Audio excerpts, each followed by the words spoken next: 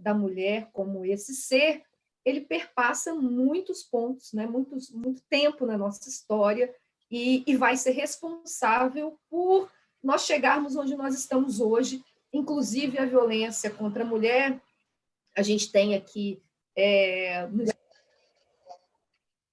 no Espírito Santo, discutido bastante isso. Nós somos um dos estados onde nós figuramos como um dos que mais matam mulheres, né, no Brasil. Estamos sempre ali, terceiro, quinto, já fomos primeiro. Então, é um estado bastante conservador, né? É um estado onde, para a gente ter uma ideia, porque tudo isso está muito interligado, né? É um estado onde o presidente teve uma votação bastante expressiva, onde, nos últimos anos, todos os candidatos, né, do PSDB ganharam, né? A gente só tem um momento na história aqui do Espírito Santo que o PT ganhou, que foi os 2 mandatos do Lula. O restante, todos os partidos, né, ligados a partidos de direita, de centro-direita, eles foram os que venceram aqui no estado. Então, só para vocês entenderem que nada disso está desconectado, né? Está muito bem ligado e relacionado. Então, essa questão bíblica, ela é importante. Eu esqueci de falar lá no início, que a Nete mencionou. Enquanto eu era vice-reitora, essa foi a pauta, né, da igualdade de gênero, foi uma pauta que eu abracei bastante aqui no Estado. Então, eu fui em todas as assembleias legislativas, câmaras de vereadores, todos os locais, né, de luta política.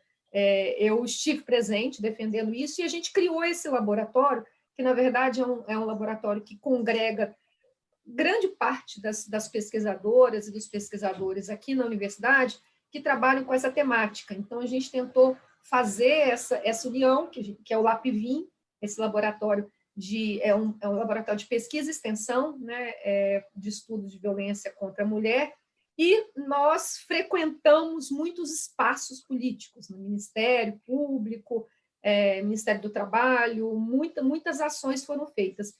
E nisso nós tivemos a oportunidade também de visitar algumas congregações religiosas. Então, quando eu falo para vocês que a religião é algo bastante importante agora, eu vou falar para vocês um culto específico que a gente teve a oportunidade de presenciar, que o pastor dizia assim, que a mulher, ela foi feita da costela de Adão. Se Deus quisesse que a mulher pensasse, ele teria feito do cérebro de Adão. Entendeu? Então, isso é alguém falando no século XXI, para vocês entenderem assim, aonde nós estamos, né, na história. Então, coloquei aqui, vamos pular aí alguns séculos, né? Em torno aí do século XV, a gente tem esse marco histórico que é bastante importante. A gente estima, porque nesse momento da história, né, a epidemiologia ainda não estava se formando, as estatísticas vitais a gente não tinha, então a gente não sabia exatamente o número de pessoas que nasciam e que morriam, mas estima-se que em torno de 100 mil mulheres tenham morrido na fogueira, né, sobre esse pretexto de copularem com o demônio. E esse é um livro muito importante para quem estuda essa parte da violência contra a mulher, porque esses 2 inquisidores, eles ensinam como torturar, né? Então, são detalhes assim muito...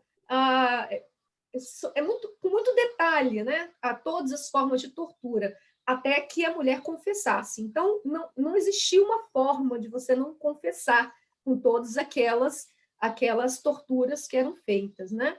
Então, a gente estima que de 10 pessoas queimadas na fogueira, 9 tenham sido mulheres, e com essa ideia, né, de que nós éramos as bruxas, né, o mal do mundo, tudo que acontecia, deixava de chover, era culpa de uma mulher.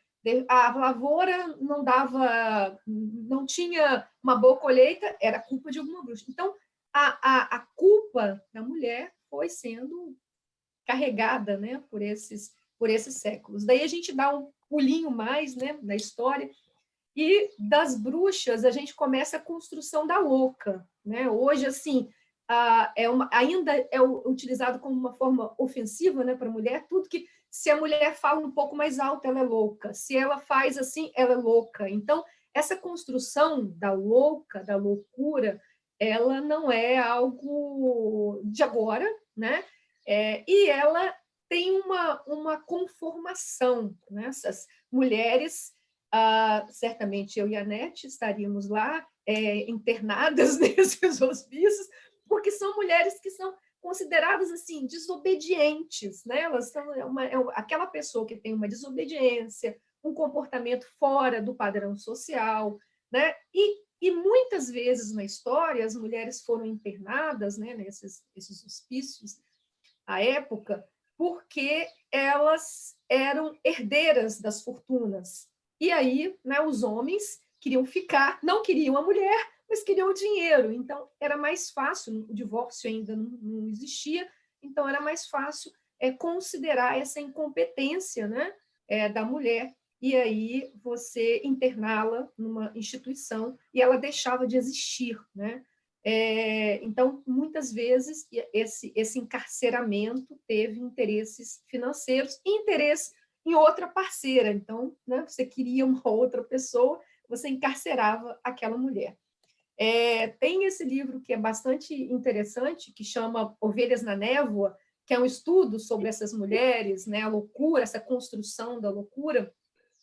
E a gente sempre foi considerado, então, esses seres multifacetados, né, misteriosos, e sempre um campo fértil, então, para a confusão e a falta de razão. Então, assim, estava sempre junto isso, né?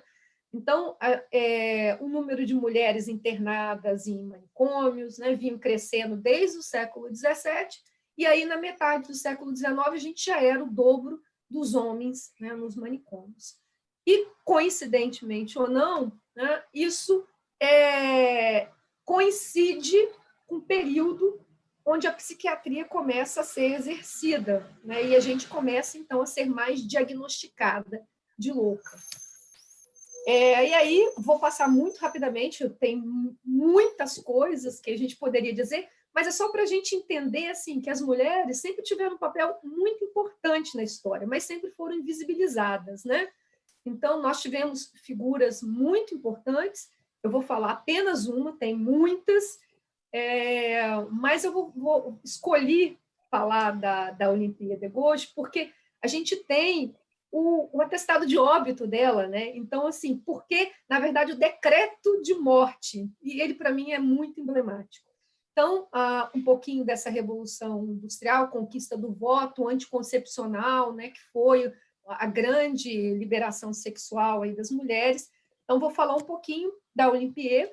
Ela foi uma figura extremamente importante na Revolução Francesa, ela fez parte do grupo que organizou a Revolução, mas a gente não estuda ela nos livros de história, ela não aparece, a gente ouve falar do Robespierre, de tantos outros, a gente ouve falar da Maria Antonieta, com uma frase que ela nunca disse, era uma mulher também bastante importante, né? Mas pela circunstância foi decapitada. E a Olimpíada de Gouges, ela escreve em 1791, então, logo, porque o que acontece? Elas lutam, as mulheres lutam junto, ela era uma mulher rica, ela também financia a Revolução e planeja com todo o grupo, né, dos principais, e ela esperava que finalmente as mulheres teriam um lugar melhor na história. E quando os homens chegam ao poder, eles então não reconhecem a mulher como cidadã. Então, a Declaração dos Direitos do Homem, né, e do Cidadão, ele exclui totalmente as mulheres. E ela, então, em 1791, escreve para Maria Antonieta uma carta muito famosa com essa declaração dos direitos das mulheres e da cidadã. Isso foi em 1791. Ela morre logo depois e Maria Antonieta morre logo depois, pelos líderes que ela ajudou a colocar no poder.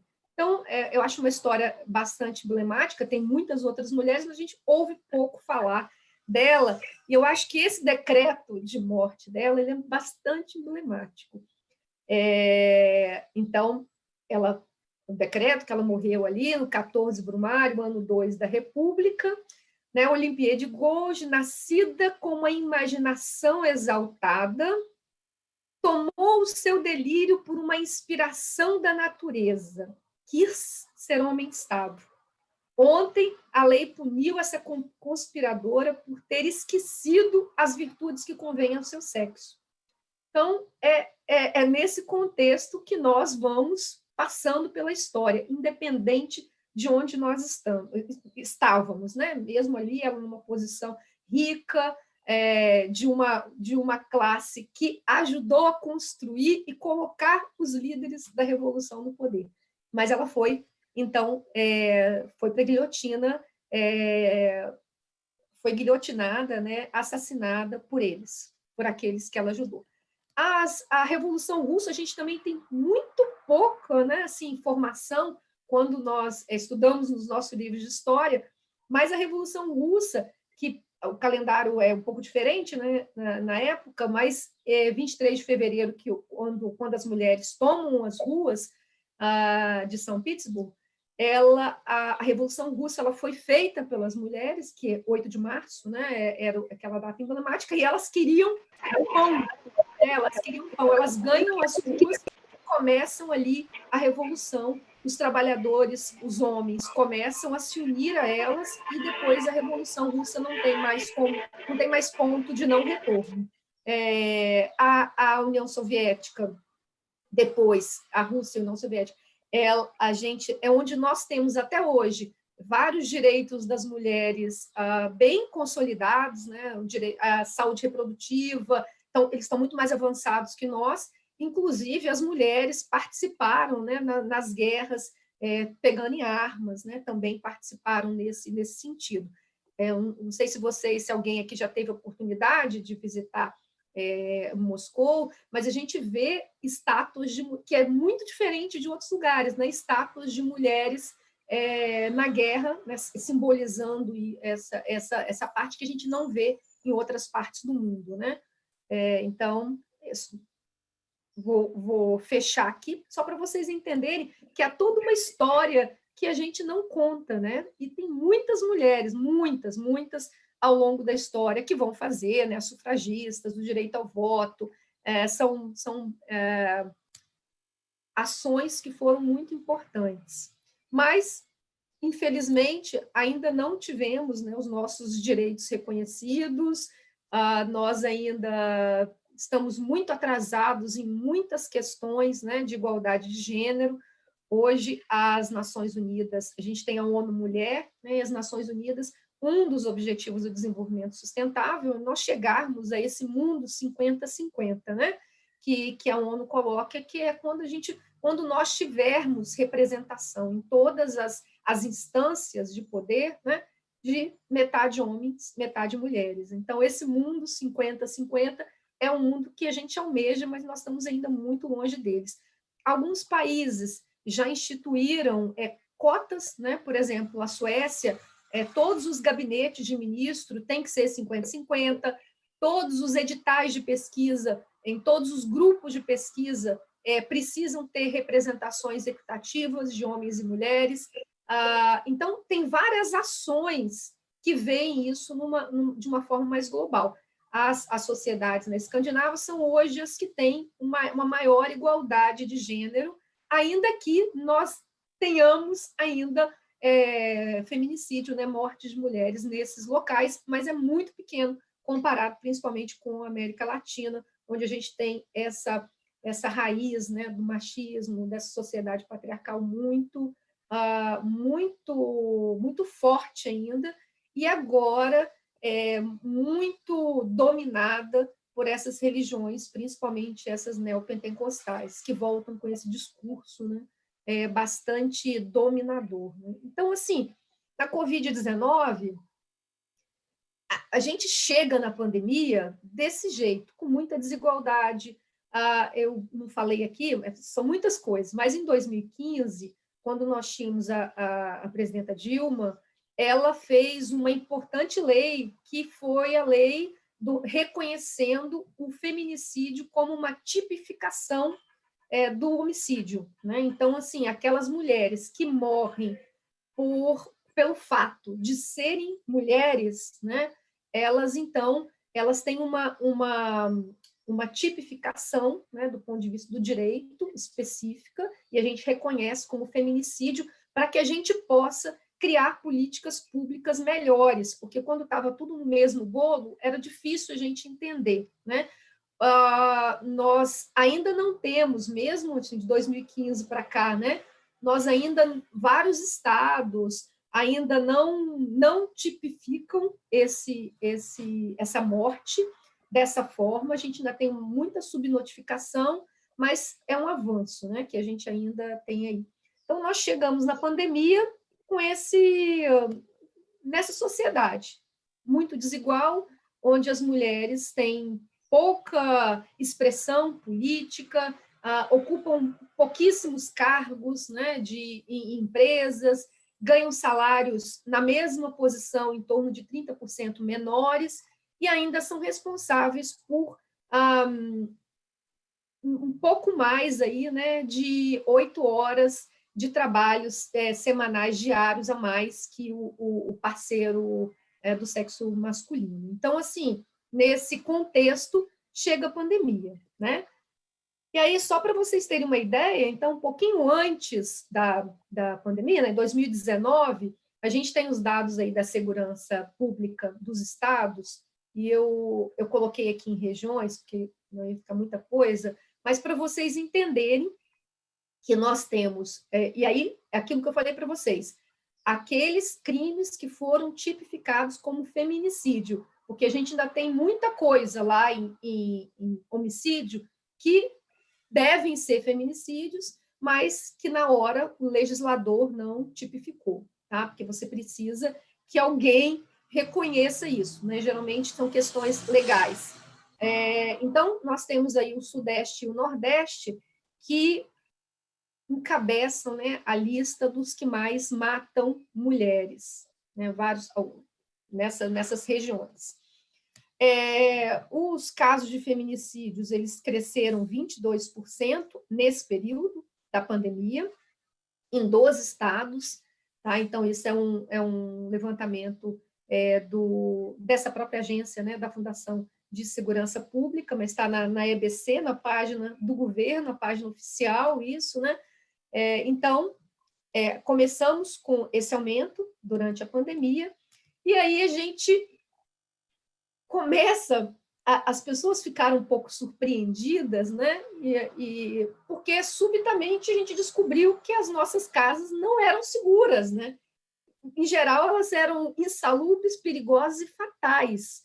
Então, assim, e aí a sociedade ficou incomodada, mas como assim? A gente está em distanciamento social, isolamento, e as mulheres começam a morrer mais, porque essa casa nunca foi um local seguro, né? Só que agora isso fica mais visível, porque a gente tem que conviver muito tempo entre nós, né? E as mortes aumentaram.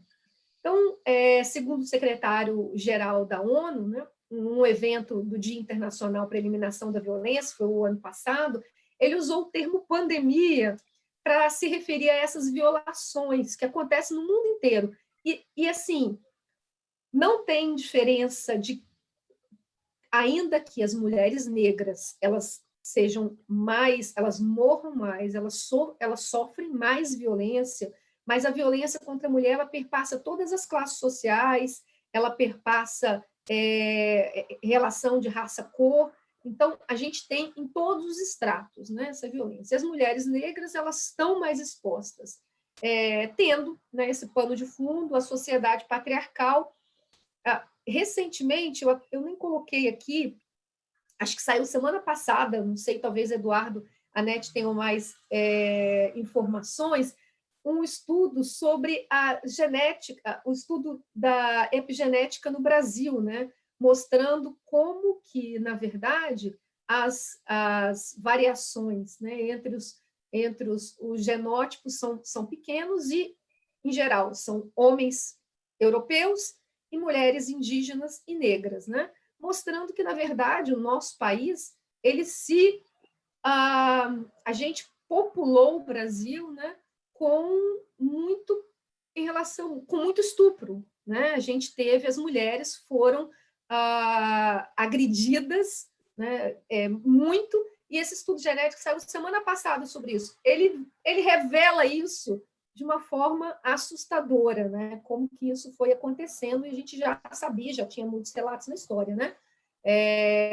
A própria história que aquela frase que é bastante machista, né? Mas que é dita com alguma frequência, a minha avó, minha bisavó foi pega no laço, né? Então, esse é o retrato das mulheres indígenas estupradas, elas eram estupradas. Então, assim, foi uma fase bastante ruim do nosso país, que não parou. Vou mostrar para vocês os números aqui, né? Então, em 1919, o mundo, segundo a ONU, né, no mundo, aproximadamente uma em cada 5 mulheres já tinha sido violentada, geralmente por um agressor conhecido, alguém, é um parceiro, é alguém que está muito próximo dela, alguém que ela confia, né? E durante os primeiros meses do distanciamento social no Brasil, nós tivemos um aumento de 40% das denúncias no 180 em relação ao ano anterior, né? Que é o número que nós utilizamos para fazer as denúncias, né? Então, nós tivemos, nesses primeiros meses do distanciamento, 40% do aumento das denúncias.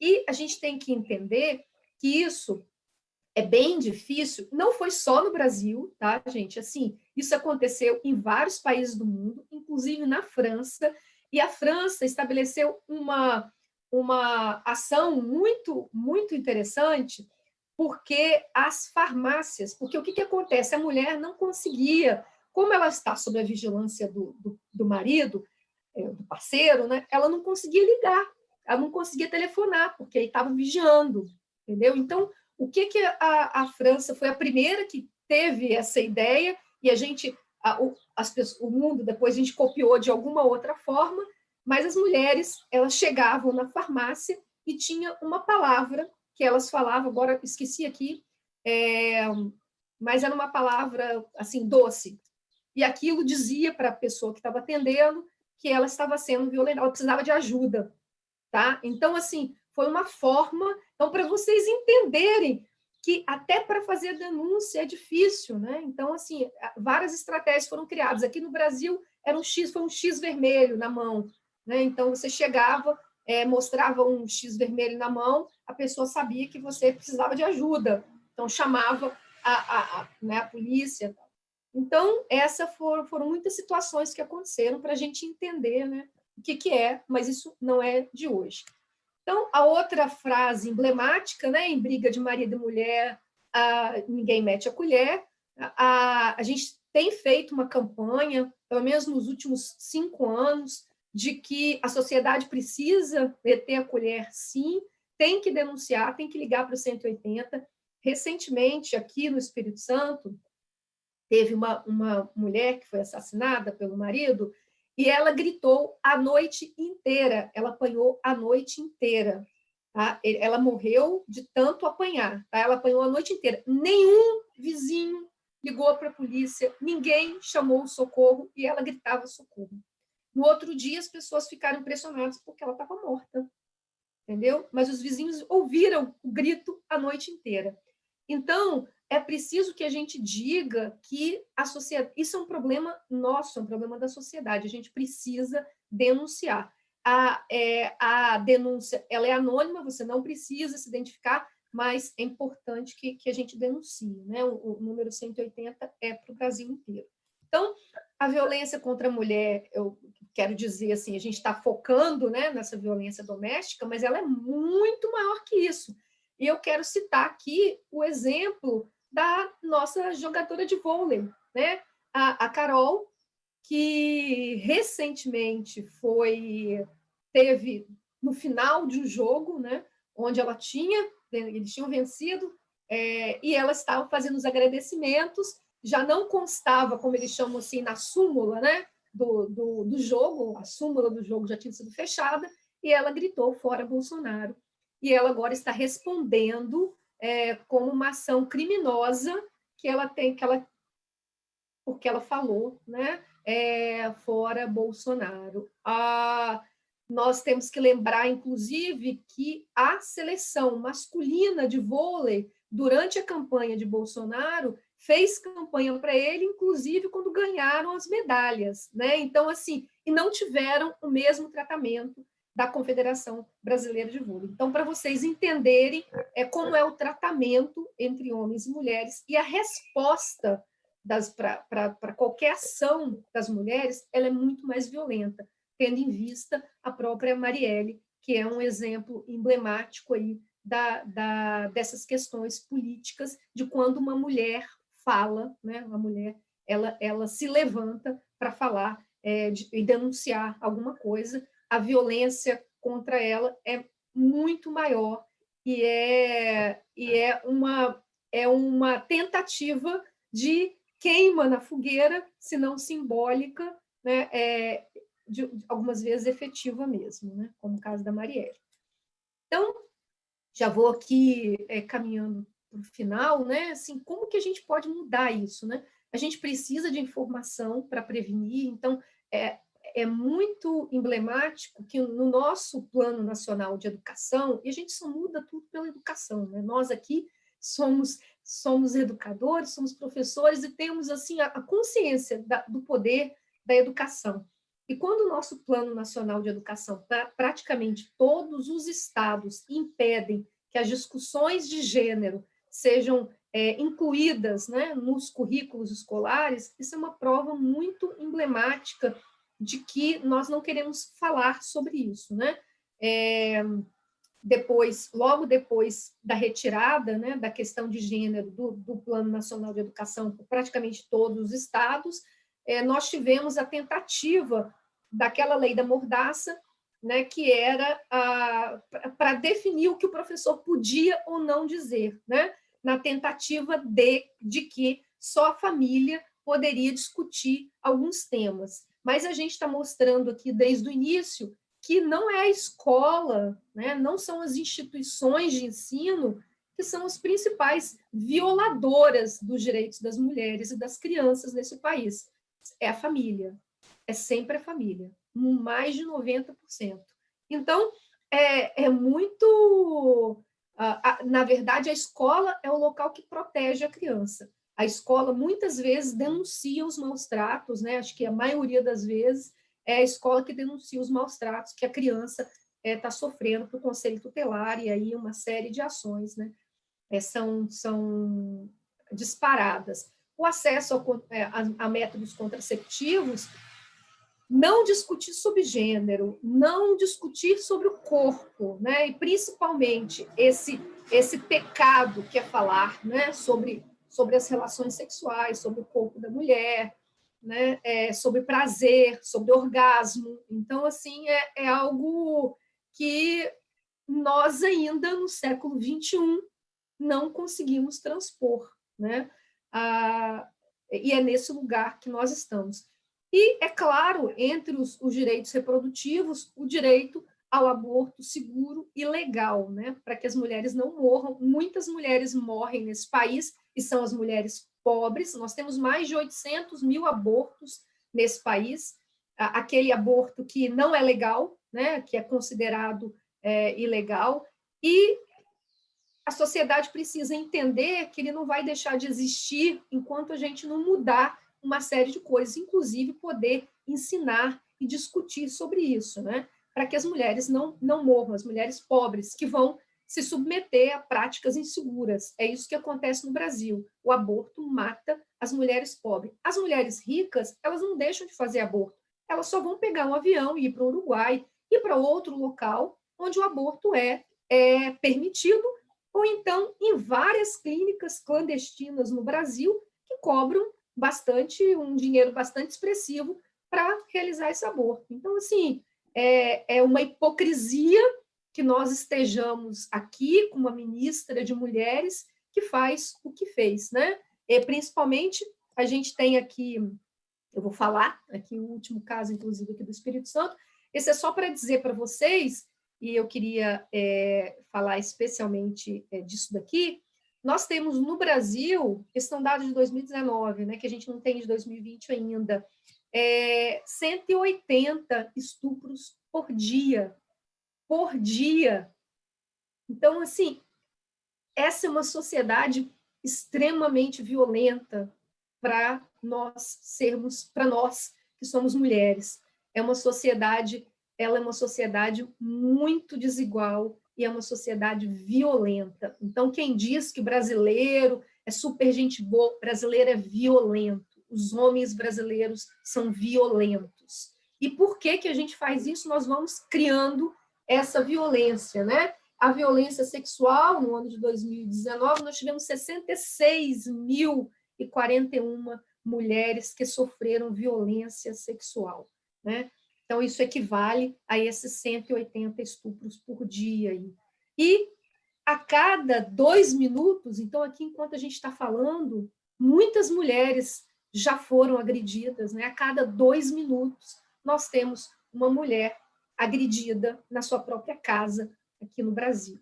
Então, é nessa sociedade, né, que nós vivemos, e nós precisamos, a partir de agora, entender que isso é um problema de todos nós. Nós não vamos mudar isso apenas com as mulheres, nós precisamos dos homens para mudar, né? Aqui, vocês devem ter acompanhado, né, porque esse caso ganhou uma mídia nacional. Nós tivemos o caso da criança de 10 anos, grávida, estuprada pelo tio, né, que procurou o hospital universitário, então, o nosso hospital aqui universitário, já com a autorização para a realização do aborto, e o hospital universitário se negou a fazer esse aborto. Tem uma série de questões aí, mas o pano de fundo é que ela já tinha 28 semanas de gravidez, então, para fazer o aborto, você teria que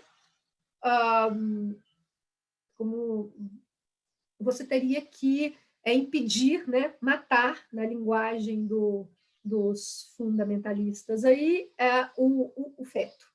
Então, a indicação do hospital foi para que essa menina de 10 anos prosseguisse na gravidez e entregasse o bebê para adoção. Tá?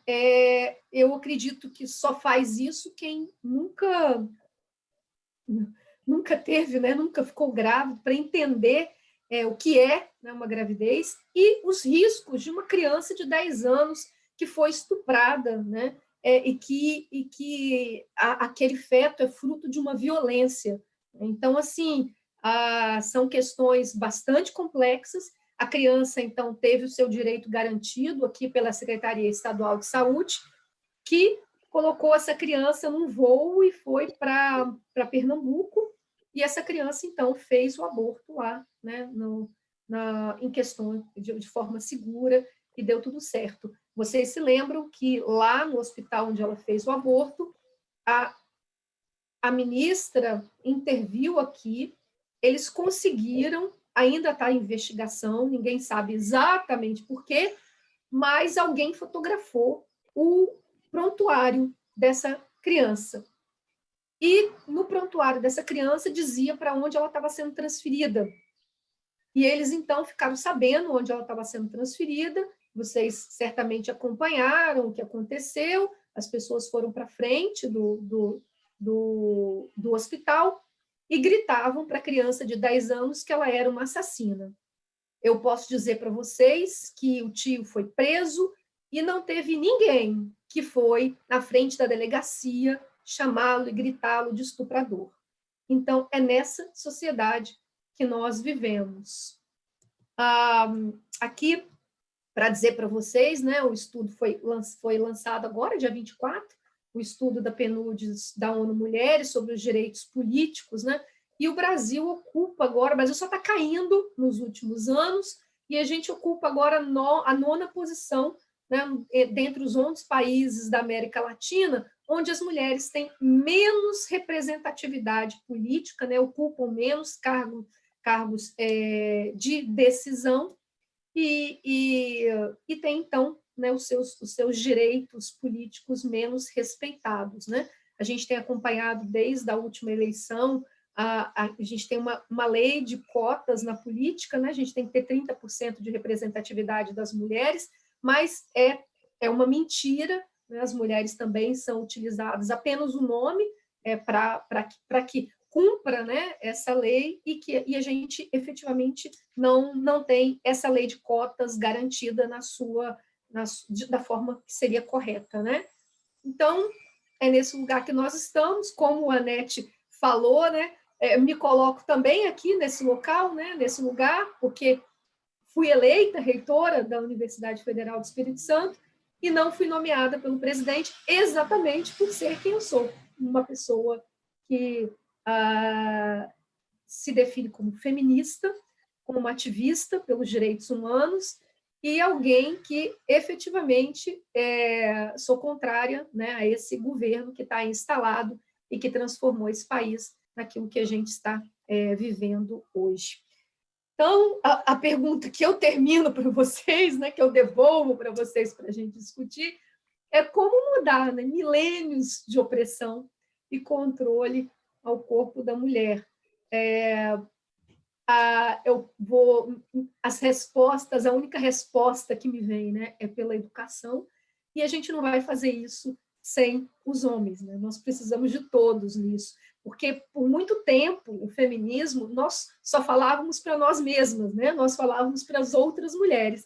Então, e chega a hora da gente lembrar, e eu vou terminar aqui com a frase final, né? Como a Olimpíada de Gouges fecha a Declaração dos Direitos da Mulher e da Cidadã, né? Que ela fala assim: mulher, desperta, a força da razão se faz escutar em todo o universo, reconhece teus direitos. O poderoso império da natureza não está mais envolto de preconceitos, de fanatismos, de superstições e de mentiras. A bandeira da verdade dissipou todas as nuvens da ignorância e da usurpação. O homem escravo multiplicou suas forças quando teve necessidade de recorrer às tuas para romper os seus ferros, e tornando-se livre, tornou-se injusto em relação à sua companheira. Então, 1791 parece hoje, né? Então, assim, eu termino aí conclamando todos os homens para lutar ao nosso lado pelo direito das mulheres. É isso. Obrigada. Muito obrigada, Etel, pela palestra, pela mensagem. Eu acho que você deu uma excelente contextualização para a gente seguir com a nossa discussão planejada aqui sobre a disciplina. É uma disciplina sobre Covid, quer dizer, é uma disciplina de saúde global que pegou a Covid como estudo de caso, e nós temos 2 alunos que foram designados para discutir 2 artigos, um deles o seu artigo sobre violência durante a pandemia. Eu vou começar então, Anete, porque eu fiquei responsável pelo primeiro texto. Difícil falar depois dessa última fala, que nos comove tanto. O primeiro texto do cronograma, ele fala sobre a violência não só contra mulheres, mas também crianças e adolescentes durante a pandemia. Lembrando que violência não é só violência física, mas também psicológica, sexual. A negligência para com as crianças também é uma forma de violência. E diante da Covid, individualmente, enquanto sociedade, nas nossas relações, enquanto ser humano, a gente tem desafios múltiplos, né? E esses desafios e esse aumento da violência não se deu apenas no Brasil. Em outros países também, como China, Reino Unido, Estados Unidos. Então, os impactos da pandemia, eles transcendem idade, relações, sociedade, e a violência em si é multifatorial, é o que o texto traz, nas dimensões individuais, relacionais, comunitárias e sociais. E a minha contribuição seria partindo dessas dimensões. Eu queria trazer na dimensão social, em contribuição do contexto, é que dentro da sociedade civil, dentro das políticas públicas, se a gente está falando aqui também de saúde coletiva, principalmente, a gente precisa pensar em orientações, normas, debates, ações em saúde e políticas públicas que englobem esse tema, que é tão amplo e tão caro para todos nós. Lembrando também que a violência contra a mulher, ela não é restrita a uma determinada classe social, ou econômica, ou intelectual. A gente pensa a violência como algo muito distante, mas ela perpassa, inclusive, ao nosso redor. É só a gente prestar bastante atenção no que a gente observa das relações. No nível comunitário, das comunidades, e a professora Ethel já trouxe, é extremamente importante o papel dos homens nesse debate. E no texto tem um homem que participa da confecção desse texto, que me deixou muito feliz. E o posicionamento social e político, a gente também precisa que os homens marquem as suas presenças nesse debate e nessa causa.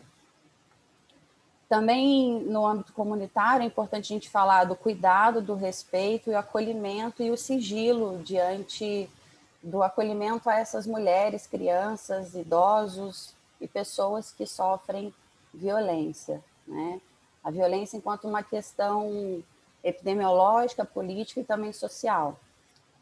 No âmbito das relações, é importante o empoderamento feminino, obviamente, o empoderamento dessas mulheres que estão em situação de violência e que possam sair dessas situações de violência com integridade física, emocional, psicológica e social também.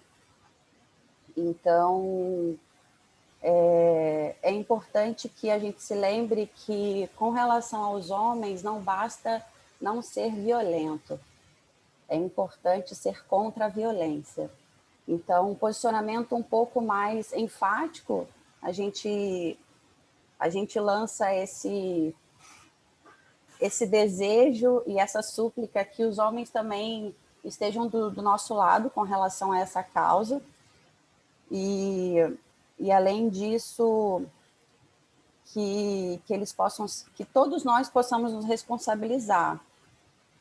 Existe um evento que aconteceu nos Estados Unidos, onde uma mulher foi violentada na porta da sua casa e virou um caso de estudo de manifestação social diante da violência.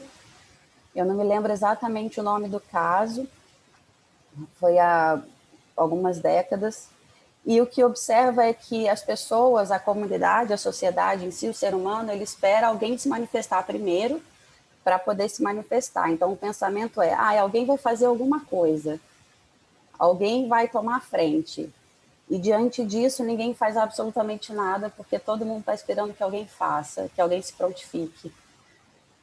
Então, é importante que a gente tome a consciência disso, que a gente possa se implicar e se envolver nessa questão, ainda que nos custe alguns estresses, algumas desavenças e algumas questões, vale a pena poder acolher e proteger essas mulheres, crianças, idosos e qualquer indivíduo que esteja nessa situação.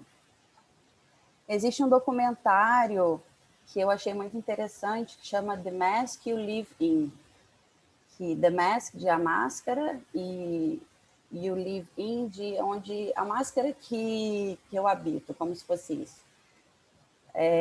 Que fala da violência masculina, né? A professora Ethel falou sobre a violência, que o brasileiro ele é violento, e os homens, eles morrem muito devido à violência, e matam muito devido à violência. Então, esse documentário é interessante, que fala dos poucos espaços que os homens têm para poder expressar suas emoções, e acabam expressando todas as suas emoções através da raiva, através da violência.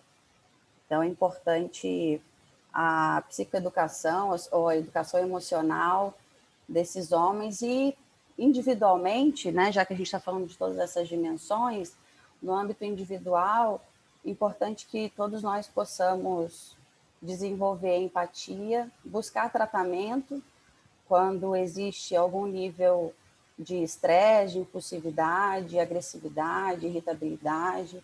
É importante a gente conhecer os nossos limites e conseguir buscar ajuda especializada nesse sentido, para poder não perpetuar e não propagar a violência que é tão degradante socialmente, dentro das relações, dos convívios.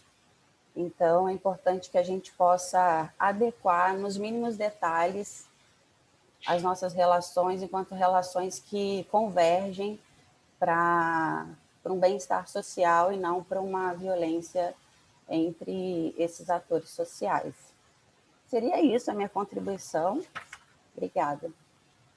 Excelente, Bianca. Parabéns. Quem é o outro aluno que ia falar? Emanuela, pode falar. Pronto, me ouve bem? Todo mundo? Tá caindo direto o fone.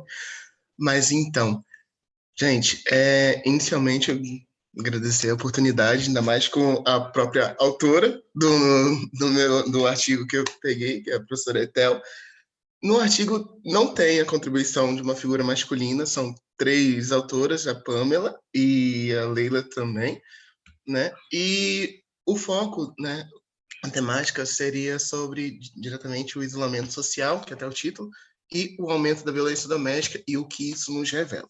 Bom, o texto em si, ele não é muito alongado, mas eu pude dividir ele em tópicos para a gente poder elaborar algumas discussões e poder trazer algumas coisas, até porque também a temática também focada na violência contra a mulher dentro do âmbito doméstico, né? Sabendo também pela própria instrução da professora que é um tema gigantesco, né? Tem muitas abordagens, isso dá uma pluralidade de discussões científicas e pesquisas, ainda mais assim, dentro dos termos de violência, temos a violência contra o idoso, que também vai ser no âmbito doméstico, a violência contra as crianças, e no caso criança e adolescente, casais não heteroafetivos, que também tem grandes problemas e há poucas discussões relacionadas a isso.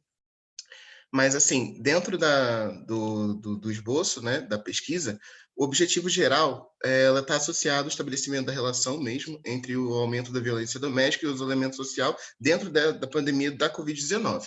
Para isso, ela foi utilizado sim, algumas revisões de literatura, onde o papel da mulher sempre foi evidenciado dentro da sociedade patriarcal, através de algumas publicações de imprensa. Também foi utilizado algumas organizações internacionais para poder direcionar o levantamento de dados para o enfrentamento dessa violência. Aí, assim, com base nessa estrutura, teve-se a exposição frente ao reconhecimento do aumento de indicadores. Um dos indicadores inicialmente da pesquisa, até pela publicação, foi uma faixa de março, né? Foi março, isso. Foi bem março. no início, né, Manuel? Isso. Bem no iniciozinho. Então, assim, hoje a gente tem uma dimensão muito maior, mas mesmo assim já teve-se um reflexo do que poderia vir futuramente. Então, assim, essa exposição de reconhecimento de aumento de indicativos de violência doméstica e familiar contra a mulher, assim, bem focado mesmo, reflexo do isolamento social, ele reconhece, assim, agentes causadores dessa elevação. Aí, dentro desses agentes, por exemplo, veio a coexistência forçada, né? Até porque de forma comum ou normativa, normal, tinham-se menos horas de convívio. Então, assim, não se era evidenciado o realmente estou com a pessoa ou vivo com a pessoa porque pertenço a uma família ou estou aqui por obrigação. Isso dá grandes reflexos já diretamente dentro desse convívio. Então, assim, com a rotina habitual totalmente alterada, a quantidade de horas de convívio também aumentou. Fora estresses econômicos, reflexos de demissões já no início da pandemia, falecimentos de empresas, reduções de medidas como a PEC 100, Foi uma PEC, seria proposta de emenda à Constituição, de número 100, que foi manifestada através de uma MP, a 936, que é de diminuição salarial, né? Redução para impedir a demissão. E, assim, claro, alguns temores também sobre o coronavírus no início da pandemia, isso aqui no Brasil, falta de conhecimento, levantamento de boletins epidemiológicos com indicações ainda muito rasas para o nosso país, evidenciou, assim, um medo frente ao desconhecido. Então, por ter medo, também uma das ações era onde eu vou buscar ajuda. Aí, ótimo, na polícia, legal, eu tenho que sair. Se eu tenho que sair, eu tenho que justificar a minha saída.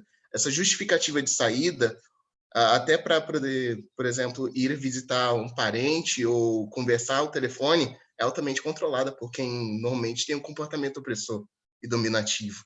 Isso, assim, só evidenciou algumas coisas. Teve a exposição também, já no caso, de forma global e não regional do problema, né? Não exclusivo justamente de um grupo social ou de um país, onde foi percebida a expressão, assim, através de alguns registros policiais, o que a colega também falou sobre a China. A China já manifestou já no início da pandemia, 3 vezes um índice maior do que era o costumeiro. E, assim, isso demonstra pelo menos uma educação e um acesso à possibilidade de levantamento de buscas de auxílio. Outros países, tipo a Itália, França, Espanha, também aumentaram consideravelmente. Incrivelmente, o Brasil, através de um órgão de ouvidoria, que é a Ouvidoria Nacional dos Direitos Humanos, que é linkado, né? Ele pertence ao Ministério da Mulher, Família e dos Direitos Humanos, né? MTDH. E, assim, para o mês de cobertura, que é o março, ele só apresentou 18% de aumento de denúncia. Esse aumento de denúncia em 18% é um número bem pequeno.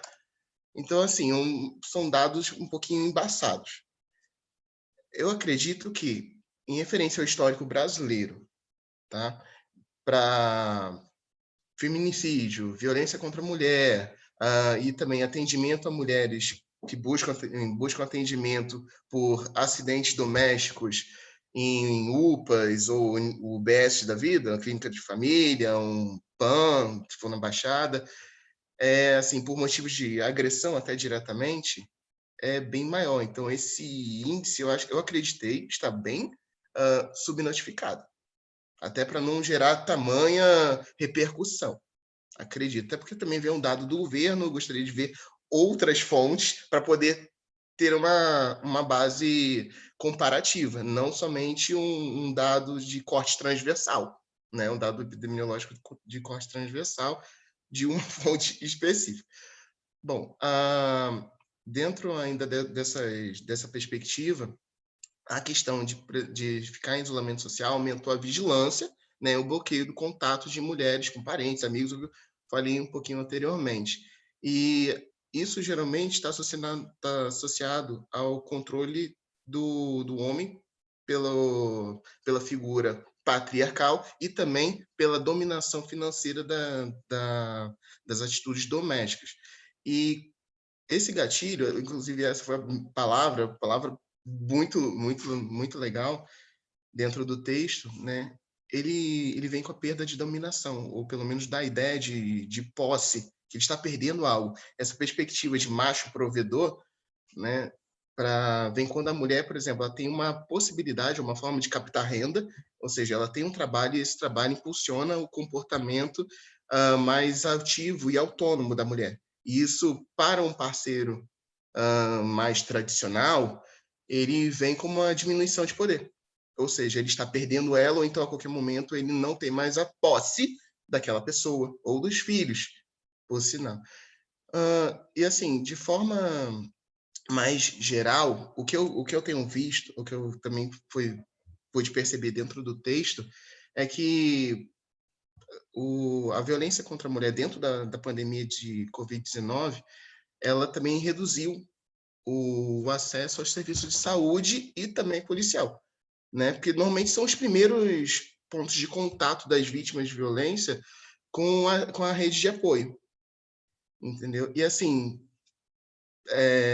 frente a isso, atualmente, eu dei uma pesquisada para coletar dados, eu só vi, assim, a possibilidade de 2 ações que estão circulando dentro da Câmara, tá bom? São 2 PLs, através do portal de notícias da própria Câmara, que é a Câmara Notícias, que são PLs, são propostas de leis, e os textos prevêem algum tipo de concessão ou forma de auxílio à pessoa que manifesta alguma violência contra ela, entendeu? Assim, só a PL, deixa eu dar uma cola aqui, porque agora eu não lembro o número, mas eu acho que as 2 são de 2020.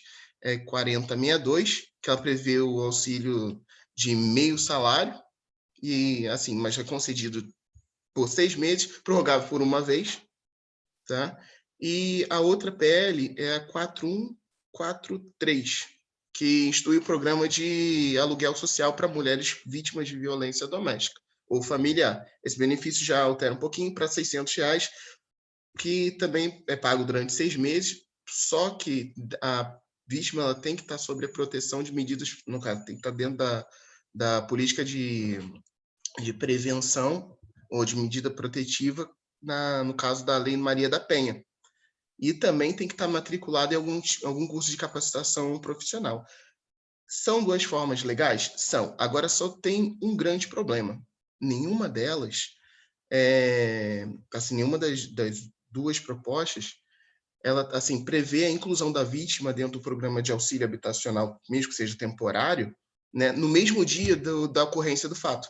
Isso, assim, dá uma dimensão imensa. Ah, mas a pessoa tem que estar cadastrada, legal. No dia que acontece o fato, ela está debilitada. Se é que ela realmente vai denunciar no mesmo dia, eu não sei se ela vai ter o apoio ou não, ou vai ter medo de chegar a denunciar.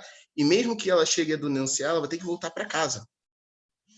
Essa volta para casa que é um grande problema. Então, assim, existem umas casas-abrigos, mas são números muito reduzidos. Aqui no estado mesmo, onde a professora pôde expor, no Nordeste e o Sudeste, como os maiores índices de atuação de violência contra a mulher, aqui no estado do Rio de Janeiro só tem uma casa-abrigo. E se ela estiver lotada, como é que faz? A pessoa tem que voltar realmente para a casa do agressor, onde, se o agressor conseguiu fugir ou foi avisado de alguma forma, ele vai buscar algum tipo de vingança ou retorno, sabe? E, assim, essa análise ela é complicada, mas eu vejo pouca atuação em defesa da vítima, nesse sentido, sabe? Mas aí, bom, quanto ao texto, é isso, e as argumentações também, então deixo aqui aberto para todo mundo poder discutir, e também sobre as inscrições, que eu não estou olhando no chat, não sempre tem, para poder comentar, e é isso, eu agradeço. A professora Nete está coordenando, e a professora Etel, que é a autora do artigo. Muito obrigada. Obrigada, Manuela. Etel, você gostaria de comentar, responder? A gente já tem uma pessoa querendo fazer um comentário. Não, acho que só parabenizar, né, a Bianca e a Manuela pela exposição que elas fizeram, e eu acho, como a Emanuela falou, a gente fez bem no início, né? É um artigo de opinião, né? Então, assim, tem vamos dizer, uma estrutura um pouco diferente, que você vai ali falando, né, o que você, né, a sua opinião sobre aquele tema. E, na verdade, a gente queria chamar atenção sobre um problema que já começava a aparecer. Vocês viram aí que, mesmo o levantamento do 180, que também é do governo, né, a gente tem que sempre pensar assim, mas se lá está mostrando 18%, a coisa está muito pior. Agora, a gente já observou que os dados já chegaram a 40% de aumento em relação ao ano anterior, no mesmo período do ano anterior. Então, mostrando, assim, um aumento bem expressivo, né, da violência doméstica. Então, lá no início, a gente queria chamar atenção para esse problema. Assim, está acontecendo, olha só, a gente precisa olhar, né, prestar atenção nisso, porque nesse período as mulheres vão sofrer muito mais. Alguém colocou aqui, foi a Bianca, que o código, né, nas farmácias francesas era máscara 19. Então, eu tinha esquecido, falei, tinha um código, máscara 19. Chegava, falava máscara 19. Aí a pessoa que estava atendendo, né, já contactava a polícia, as autoridades, né? Então, acho que é isso. Só parabenizar vocês mesmo. Muito, muito Foi bom. excelente Excelente. as duas. É. Andréia, você quer comentar? E depois eu vou dar a palavra para a Bianca, porque eu acho que ela escreveu uma coisa aqui que merece ser comentada. Andréia. Bom dia para todo mundo. Achei muito importante a inclusão desse tema nessa disciplina, né? Quer dizer, os níveis de violência contra a mulher, elas têm realmente uma importância quase que epidêmica, né? Ainda mais, e ficou bastante explícito isso. Né? O único comentário que eu queria fazer é que no Maleus Maleficaram, que foi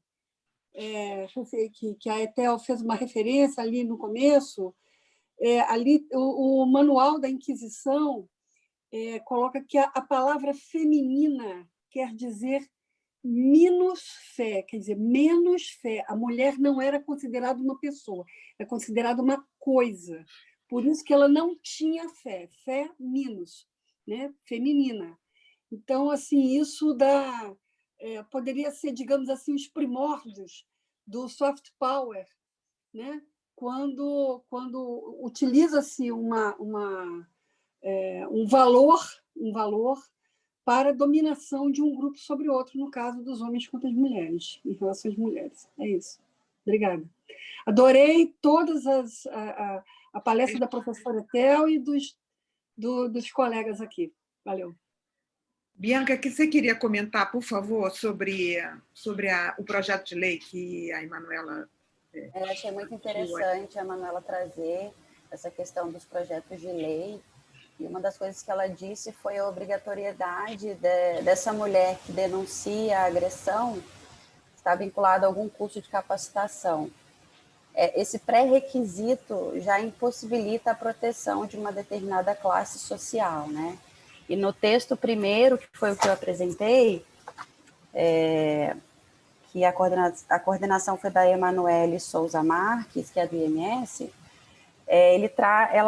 eles trazem que a violência aumentou durante a pandemia da Covid-19, principalmente nos lares mais vulneráveis socialmente, que são lares menores, com poucos cômodos, com maior intensidade nessas relações e com maior vulnerabilidade com relação à renda, que tem menor acesso, que necessitam muitas vezes do trabalho informal, que houve uma redução também da possibilidade de trabalho informal. Então, essa mulher que já está em vulnerabilidade social, vulnerabilidade com relação à sua saúde e integridade física, ela precisa de um pré-requisito de estar vinculada a um curso que custa, e que se ela tivesse alguma renda que a possibilitasse de sair dessa situação de violência, ela não precisaria recorrer ao socorro das entidades e dos órgãos públicos, né? Então, impossibilita esse acolhimento, quer dizer,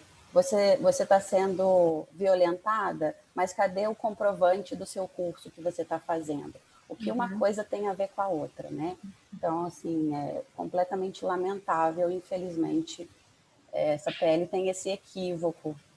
Obrigada, Emanuela. Eu acho que esses dois projetos de lei, eles tentam responder um pouco ao que a ETEL lançou no final, né? Como é que a gente pode... uma possível resposta ao que a ETEL provocou, como nós podemos melhorar essa situação. Acho que projetos de lei são necessários, precisam ser aprimorados, sem dúvida. Concordo plenamente com a Bianca e com a Emanuela quando diz, tudo bem, mas quem vai acolher essa mulher? Porque no dia que ela for na delegacia, ela vai apanhar muito, né? Então, precisa oferecer a possibilidade dela sair de casa.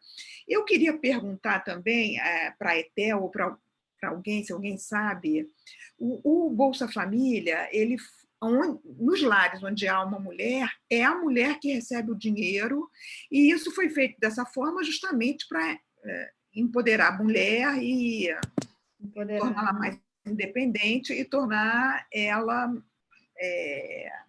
enfim, a pessoa que pode eventualmente gerir um recurso dentro de casa. Isso teve algum impacto sobre a violência doméstica contra a mulher? Alguém sabe se teve algum estudo? Evidência científica, assim, a gente não tem, não conheço, talvez, assim, não conheço, mas de quando a gente fez até o estudo da tuberculose com o Bolsa Família, um relato que era bastante comum, porque é o seguinte, ela tudo cadastrado no nome dela, mas ela tem que retirar o dinheiro e dar para o marido, senão ela apanha. Então, assim, é só mais um mecanismo, né, Anete? Assim, se você não muda a sociedade, essas questões elas você só vai remendando, é enxugar gelo, né? Enxugar gelo. Então, de fato, ele comanda o dinheiro ainda, né? Então, e muitas mulheres, não só as Bolsa Família, né? Ainda tem que elas recebem e entregam o dinheiro para o marido. Até hoje, assim, muitas, principalmente, como a Bianca falou, né, em situação de vulnerabilidade. As mulheres que têm um nível educacional muito baixo, né, algumas analfabetas, então, assim, acabam entregando o dinheiro para o marido. Então, é essa ideia que a Emanuela colocou, né, do provedor. Então, mesmo que ele não receba o dinheiro, né, e muitas famílias, a mulher que leva o dinheiro, porque os serviços serviços auxiliar geral, né, de serviços gerais, esse serviço de limpeza, que foi, vamos dizer, o setor que aumentou bastante nessa pandemia, em grande parte exercido pelas mulheres. Então, os homens estão desempregados, as mulheres estão recebendo, mas ela ainda recebe e entrega o dinheiro para ele. Então, a gente precisa mudar a base, né? E é um pouco isso, né? Assim, na verdade, nós mulheres nós, juntamente com os maridos, né? Eu pensava, educamos os homens, né? E o que a gente faz é perpetuar essa mesma sociedade. Então, a gente tivemos avanço, a gente não pode dizer que não tivemos avanço, estamos aqui, né, falando, tivemos muitos avanços, mas ainda pequenos, né? Se a gente pensar mesmo nos nossos legisladores, a gente tem aí pouco mais que 10%, né, de cadeiras ocupadas por mulheres. E, infelizmente, essas cadeiras ocupadas por mulheres ainda não são de mulheres que representam mulheres, muitas ligadas a questões religiosas, né? Então, assim, nós temos as mulheres que são eleitas, em grande parte ligadas a movimentos religiosos fundamentalistas. Conservadores. Então, assim, a gente não tem tantas mudanças, e se você observar as mulheres do nosso Congresso, né, de mudar de alguma forma essa igualdade de gênero, influenciar, são pouquíssimas. Então, assim, isso é bem explícito, né? Essa questão de que os acordos são outros, passam mais, a bancada da Bíblia. Do ponto de vista acadêmico, existe uma expressão criada por um antropólogo, Singer, que eu não acompanhei se esse conceito está sendo utilizado. É fácil ver isso, é só botar Covid-19 and sindemia. Não sei, eu acho que eu já, em alguma outra sessão, eu mencionei esse conceito. Esse antropólogo identificou que a epidemia de HIV, a violência e o uso de drogas eram epidemias que se potencializavam, não é? Portanto, criava um efeito combinado maior do que seus efeitos específicos. Nós, claramente, temos uma sindemia com a Covid, né? Então, se havia já uma epidemia de um mundo e de um país nosso violento, como a Ethel demonstrou, com dados e com conceitos, essa epidemia foi potencializada pela Covid, pelas circunstâncias. Da mesma forma, a pandemia de obesidade já em curso, não é? Desde os que se iniciou nos anos 80 e continua atingindo boa parte do planeta, por um conjunto complexo de exposições e de situações, ela também dá à pandemia de Covid uma severidade maior, já que obesidade e as condições associadas à obesidade, como diabetes e hipertensão, são responsáveis pela severidade de muitos casos, além da idade e ser homem. Então, o conceito de sindemia, eu quando terminar aqui, quando a NET nos liberar, eu vou lá botar sindemia and Covid-19 para ver se alguém está explorando melhor, do ponto de vista conceitual, esse tema. Mas, como está gravando também, eu preciso fazer um último comentário, e eu peço a permissão de vocês para ser um comentário um tanto confessional, porque a mãe de meus filhos e a avó das minhas netas foi uma grande batalhadora por tudo isso que a Theo falou. Depois de ser reitora da UERJ, a professora Nilceia Freire foi, durante 7 anos, ministra das políticas para as mulheres. Ela foi responsável por muitos avanços, como já foi comentado aqui. Os maiores avanços que nós tivemos até agora e que estão sendo desmontados, né?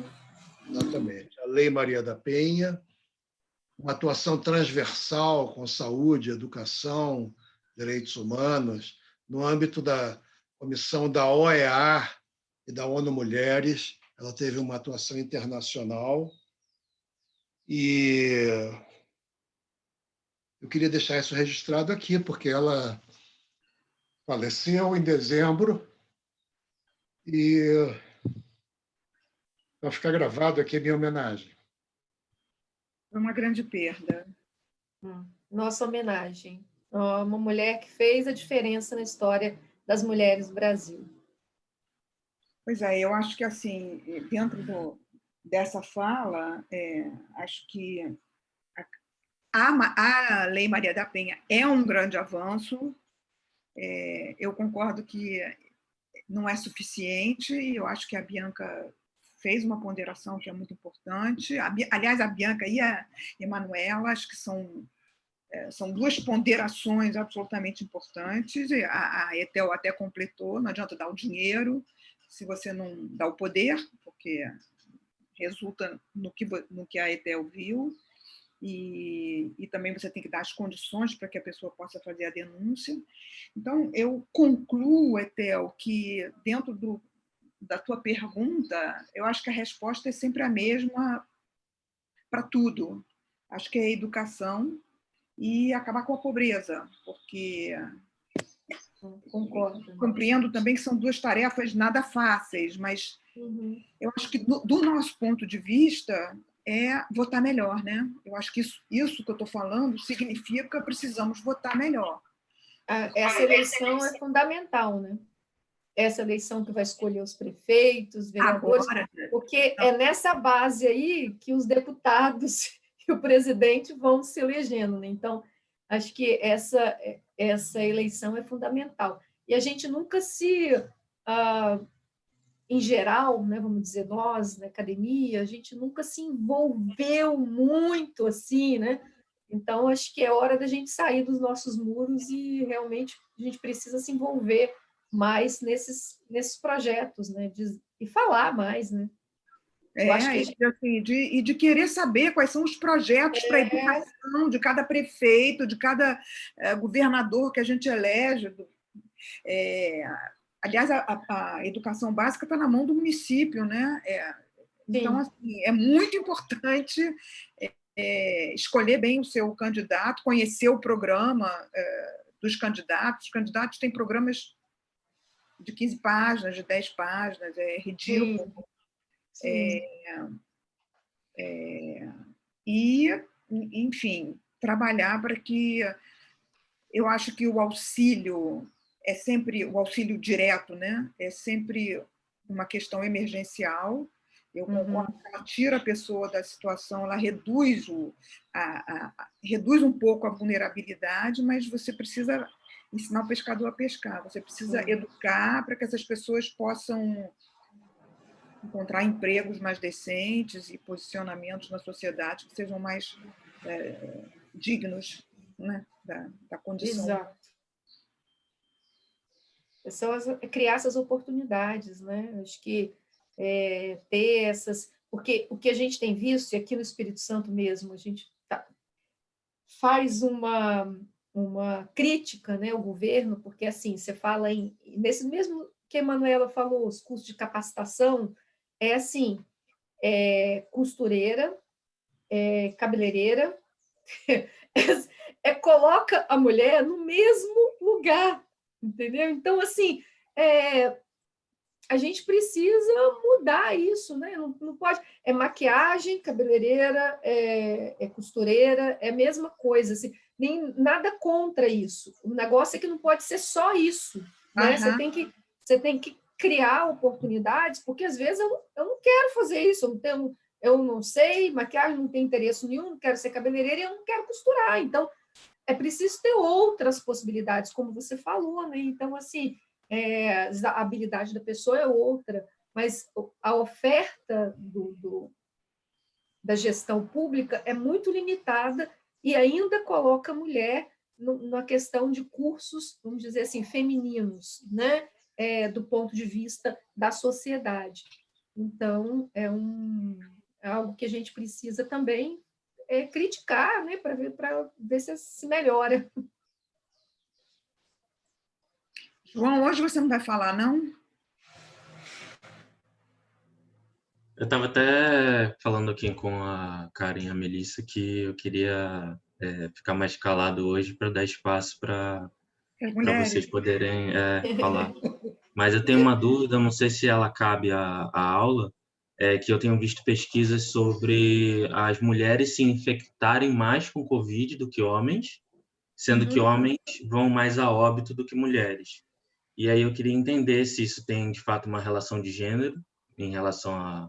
É uma pergunta de mais epidemiologista, mas de doenças infecciosas, mas eu fiquei com essa curiosidade, não sei se cabe à aula. João, né? João, a gente ainda não tem certeza disso, mas, assim, o que tem acontecido? Se a gente pensar a relação homem-mulher na nossa sociedade, né? As mulheres, elas acabam se expondo mais porque elas são mais cuidadoras. Então, elas estão cuidando do idoso da família, elas que vão... Então, elas se deslocam mais, é o que a gente tem visto. Elas vão ao mercado, supermercado, elas ficam com as crianças. Então, tem essa exposição maior, né? Pela forma como que a nossa sociedade se estrutura. E tem mais, elas ocupam mais esse cargo de auxiliar de serviços gerais. Então, as limpezas nas empresas, nos locais de trabalho, em geral, é exercido por elas. E a gente já sabe que esse é um lugar de maior risco, né? Você vai limpando, se você não tem equipamento certo. Então, assim, são elas que limpam nos hospitais, são elas que limpam nas unidades de saúde. Então, elas estão mais expostas. Por outra forma, e talvez Eduardo possa complementar aí com os estudos mais de doenças crônicas dele, os homens se cuidam menos do ponto de vista das doenças crônicas, né? Então, assim, diabetes, hipertensão, acaba o que a gente viu, a gente analisou aqui no Espírito Santo, as primeiras 220 mortes são mais homens, morrem mais no SUS, não pela qualidade do serviço no SUS, mas porque eles chegam muito mais graves. Eles são muito mais diabéticos, muito mais hipertensos, muito mais obesos, e eles já chegam muito descompensados. Então, assim, você vê que é aquele histórico de saúde, né? Ele não se cuidou ao longo de muito tempo e a pandemia é uma sindemia, né? Eduardo falou aí. Então, assim, essa sindemia. Então, parece que tem a ver, assim, eu não sei te dizer, não tenho assim evidências científicas para te dizer isso, mas posso te dizer do que a gente observou até agora é isso, principalmente o trabalho feminino, né, durante a pandemia, que está mais relacionado às questões de limpeza, né, ocupam esses cargos principalmente em locais de risco, né? E são mais cuidadoras, então acabam se expondo mais, né? Cuidam da casa, são as que fazem compras, que vão nos locais, né? Mas se cuidam mais do ponto de vista de saúde, né? Então, isso a gente já tem pesquisas que dizem, né, que procuram mais serviço de saúde, se cuidam mais. Aí acho que talvez Eduardo tenha mais coisas para complementar. Não, é isso. Acho que é isso. Você resumiu muito bem. Está satisfeito, João? Sim, obrigado, Etel. Obrigada, João. Muito bem. A Vivian botou um ponto de exclamação na Rosa Luxemburgo, e eu queria destacar, então, que foi outra mulher que teve um papel importante na luta pela emancipação da humanidade, mulheres incluídas. Né? Vou fazer um comentário, professor, já que temos tempo. Temos tempo. No mercado de trabalho feminino, né, as mulheres elas estão mais inseridas no cuidado em saúde, na educação infantil, no cuidado a pessoas no geral, seja elas crianças ou idosos. Então, é uma força de trabalho extremamente importante, não só no nosso país, mas no mundo. Além de termos pesquisadoras, cientistas, atuantes na política, mães, e com relação também à questão profissional, temos ainda a tripla jornada de trabalho. A mulher, diante da pandemia, teve maior carga com relação aos cuidados em casa, com relação aos cuidados à família, aos afazeres domésticos. Muitas delas são mães solo, e então é uma potência enorme que a gente precisa respeitar, que a gente precisa valorizar e considerar enquanto força incrível diante do mercado de trabalho, da produção, não só a produção econômica, mas também acadêmica, política, social e tantas outras parcelas que eu não me recordo agora. Então, era essa contribuição que eu queria deixar, essa mensagem. Muito bem, Bianca, falou e disse. Queria agradecer a Etel, em primeiro lugar, pela presença dela, que nos honra, que nos enriquece. Queria agradecer a todos os alunos durante todo esse semestre, pela presença, participação, interesse. Essa disciplina é muito prazerosa, a disciplina do semestre que vem. Nós já estamos preparando a disciplina, ela continuará sendo sobre o tema Covid, outros aspectos da pandemia dentro da discussão da saúde coletiva e da saúde global. Eduardo, você quer falar alguma coisa sobre a disciplina? Convidar todos a continuarem conosco. Nós vamos distribuir a ementa. Muito bem-vindas. Seja sobre textos, seja sobre detalhes. Um beijo para todos. Tchau, gente. Até o semestre que vem. Tchau. Obrigado. Tchau, gente. Obrigado. Tchau, gente. Obrigado. Boa tarde.